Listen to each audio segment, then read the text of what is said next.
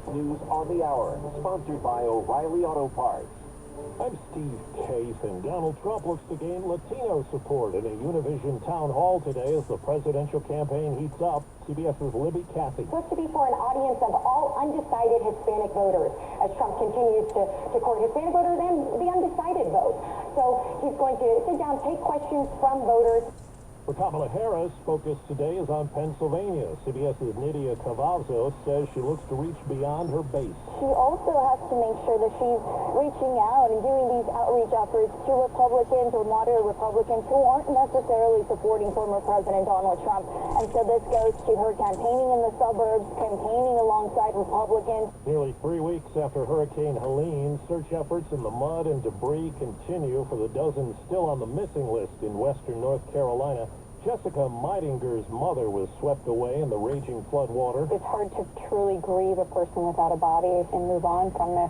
We feel stuck. I'm Jim Crusoe in North Carolina. It's only adding to the misery. The region has seen its first snowfall of the season, up to 4 inches in higher elevations. Thousands are still without electricity or heat. Many are living in frigid, damaged houses and apartments. Others have been sleeping or trying to in cold vehicles and even tents. The U.S. Navy says a fighter jet with 2 on board crashed in Washington State during training. There's no word on the fate of the crew.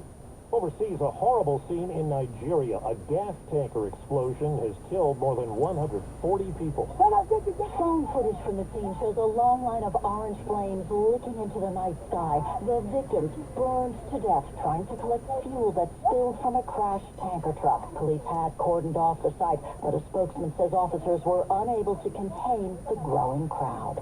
Vicky Barker, CBS News, London. Lebanese officials say Israeli jets struck southern Lebanon and Beirut's southern suburbs today, killing at least 21, including a city mayor.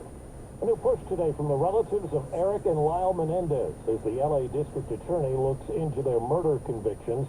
They've been in prison for 34 years for the killing of their mother and father.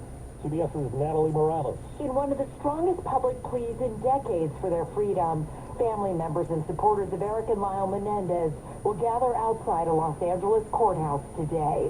Their expected message that the brothers were repeatedly sexually and physically abused. And that's why they killed their parents. And checking Wall Street, right now the Dow is up 240 points. The S&P is up 7. NASDAQ is down 15. This is CBS News. Well, that's today's news.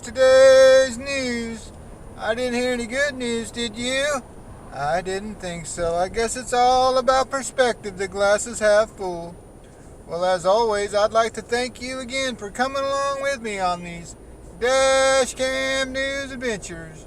You know the drill. Peace, love, and all that hippie jazz. Bye-bye, everybody. It's 61 degrees in Berkeley, California.